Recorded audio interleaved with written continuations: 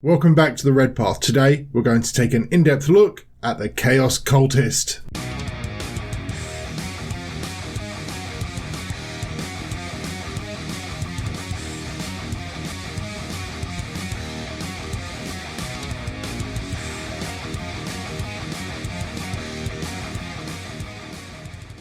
So the Cultist is an interesting unit for Chaos Space Marines, varying between utterly broken to absurdly overcosted. I feel the unit has finally found a happy medium, some months before its likely spiral into obscurity for us heretics. Whilst I normally start these unit analysis videos off with a dive into the lore, I'm not actually going to do that this time. The breadth of information available for these meat shields is actually quite dizzying. If you are genuinely interested in some of the background for the thousands of various cults and lodges of these treacherous mortals, I would start off by recommending Dan Abnett's Gaunt's Ghost series and looking specifically at the Blood Pact and Sons of Sex storylines. Anyway, looking at the unit themselves, they boast a very measly stat line, being slightly worse than a guardsman with only a 6 up save and no access to legion traits, orders or any particularly useful weapon upgrades. However, it is important to note that whilst they do not benefit from legion traits, they can benefit from most stratagems, barring one or two that are explicitly barred from them. For example, Vets of the Long War and Wild Fury absolutely buff cultists, which can be surprisingly effective on occasion. However, their bespoke stratagem, Tide of Traitors, is arguably still one of the best CP stinks available to us, being able to, at best, regenerate 145 points or more with special weapons for 2 CP, and placing that unit within 6 inches of a board edge 9 inches from enemy models. Whilst no longer as broken as it was in early 8th edition, allowing for multiple uses, it is still an incredibly nice tool to have in your back pocket, especially when planning for secondaries like Retrieve Octarius or Engage on All Fronts. However, just knowing the stats and abilities of cultists isn't enough, so I'm going to slide into Tabletop Simulator and demonstrate 3 particular uses of cultists that, in my opinion, can serve a typical World Eaters army very well. Board control is the name of the game, and I'm going to give my take on some ways you can up your game by staking a claim early doors. So here we're going to look at 3 uses for a large squad of cultists. This isn't everything you could possibly do with them, but these are 3 kind of tactical uses I think we can use to get the best out of Apoplectic Frenzy.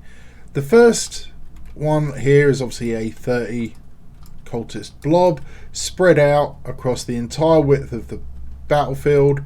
You have to put 3 cultists in a triangle at each end just to maintain coherency, and then I've doubled up in the middle, and that'll become apparent why very shortly. So obviously with Apoplectic Frenzy you get a 9-inch move. Now the benefit of this is you honestly don't care if you're going first or second with this particular tactic, because against a lot of armies this is going to prove very useful, because we've got to remember the cultists are infantry, so they benefit from breachable terrain like ruins. The sort of army this is going to be very powerful against is something that relies on fast and aggressive land-based units, anything that uses bikers, Tyrannid lists are good for this, that sort of thing. So I've just got some Dark Angel models here, or Ravenwing I guess.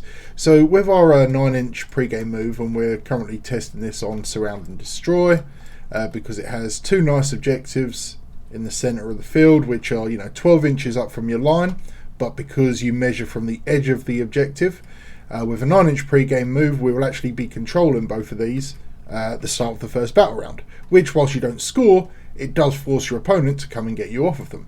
So with our 9-inch pre-game move we would move them just up to about here.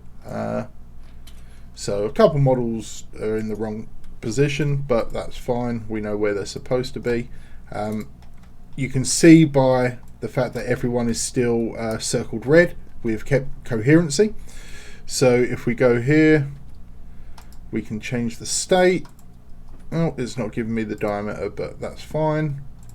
So we can see this guy here is within 3 inches of the edge, so we're controlling that one, and we should be, yep, just about there as well. So we're currently controlling both, which is going to force our opponent's hand. But most importantly, we have set up a body block across the entire battlefront here. There is nowhere, except maybe a little bit down here, that an ground-based unit could advance through us, unless they have a special stratagem or ability like Wraiths do, I believe, for Necrons. But in general, we're going to be stopping their infantry advance. Yes, we're going to give them really easy charges, but we don't care about these cultists, right? So what's going to happen is, if we go first, we're just going to move 6 inches forward, get some pot shots off, and further shut down their ability to move and take control of the board.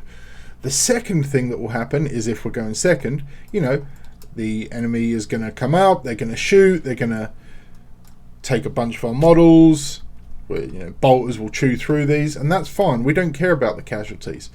Now, in this case, we would most likely, and I should have done this at first, remove our casualties from, this kind of area. Now, yes, this will create a coherency problem over here, or rather unit attrition, combat attrition problem over here, but again, we're not concerned about that. We would do what we could to maybe lessen their charge if we didn't want them to make the charge, but if we don't really mind, it's not a big deal. So what happens here is, once they've rinsed our infantry, they come in, they charge, they kill a bunch of us. They may wipe the whole unit, that's fine. We have held the enemy back in their half of the table. And that's very important. That's a huge advantage against a fast ground-based army, such as the Ravenwing or Tyranids or something like that.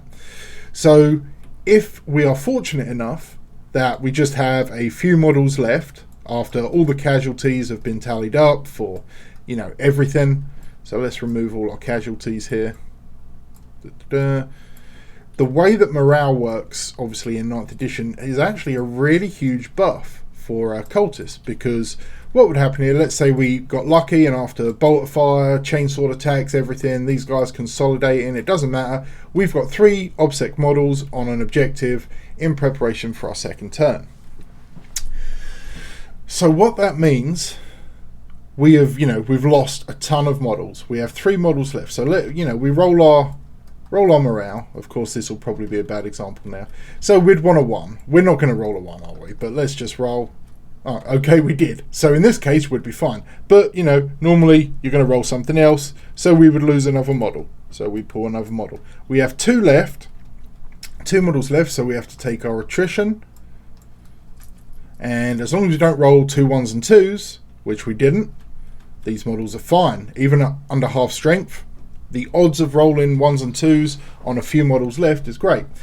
So at the start of our next turn, we would control this objective, assuming there was no enemy obsec on there that outnumbered us or whatever other abilities might happen, and that'd be that. The good thing is, because of that buff to morale, we're more likely to keep 1 or 2 stragglers around on an objective or something like that. And for 2 CP, the next turn, we just bring all these guys back, and we can bring them in 9 inches away from an enemy model, within 6 inches of the table edge. So we could potentially bring these guys back right here. Yep, and they would be good. And then we would have, choices to make over here. Maybe if there's something we could do a 9-inch charge on, or do some small arms fire, maybe pop a couple of Marines off of that objective, something like that. For 2 CP, Tide of Traitors is a very useful thing, especially when you've used them effectively in the first turn to take control of the first half, or your half of the battlefield, and prevent the enemy from taking advantage of it. So that's the first play I consider something definitely worth considering with Cultists.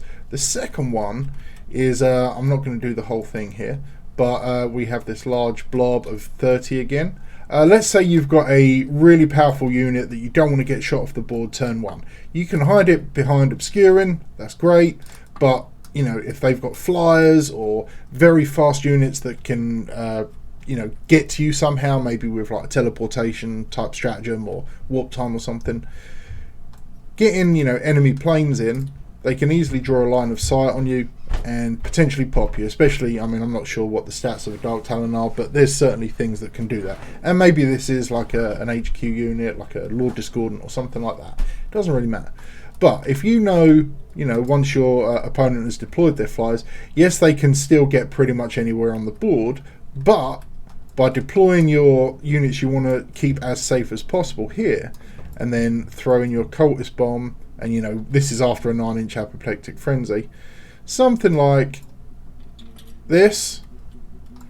This guy doesn't have many options. I mean, obviously you'd design it better, because I mean there's potential there. You'd put a chaos spawn or a couple chaos spawn or something.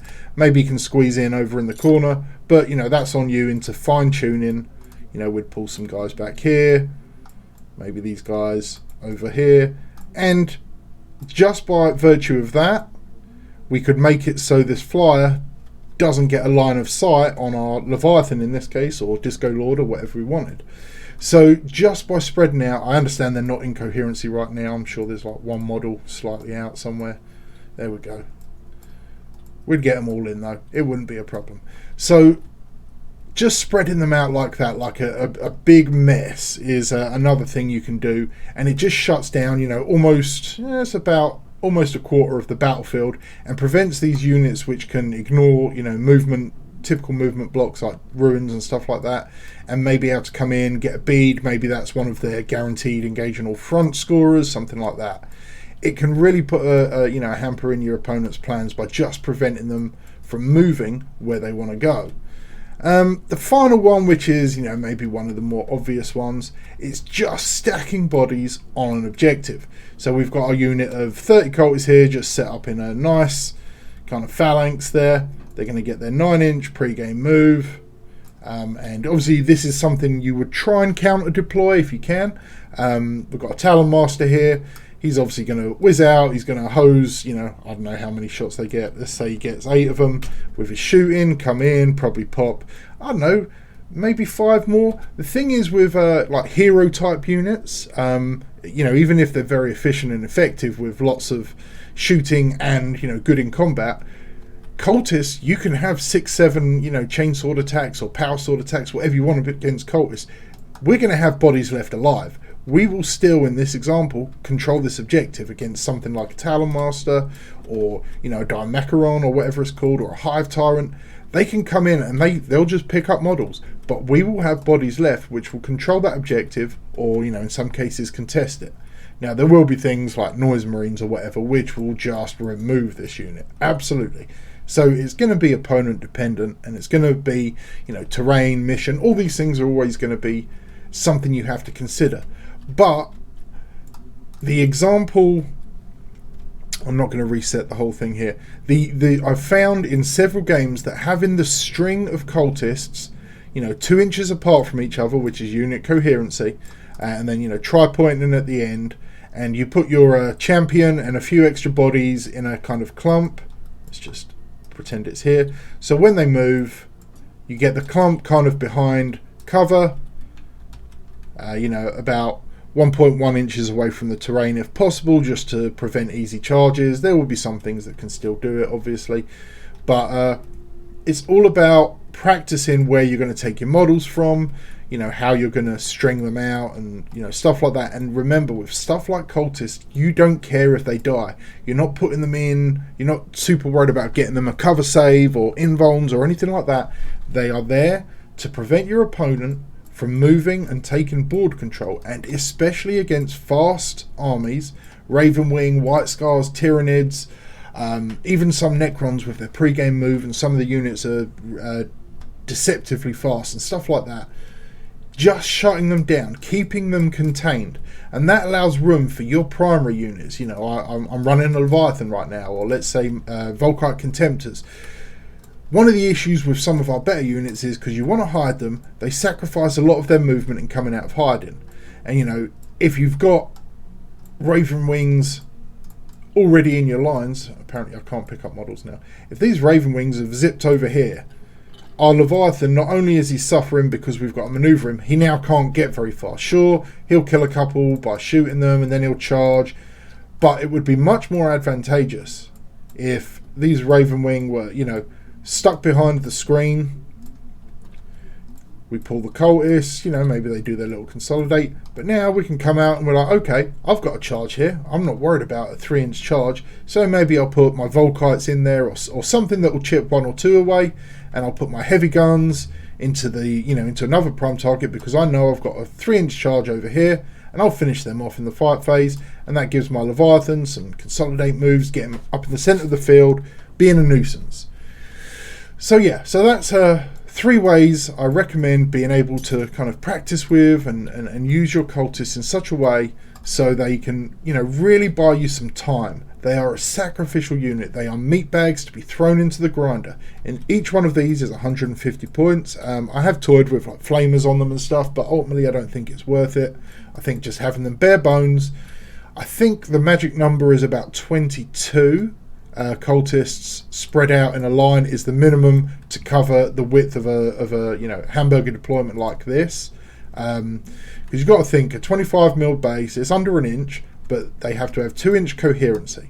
So essentially, each cultist, let's call them a 3-inch denial zone, right? Because once you string them out and they're 2 inches away from each other, you've got the inch of the base plus 1 inch to the other side where enemies can't move. Then you've got 2 inches between them, and you string them out.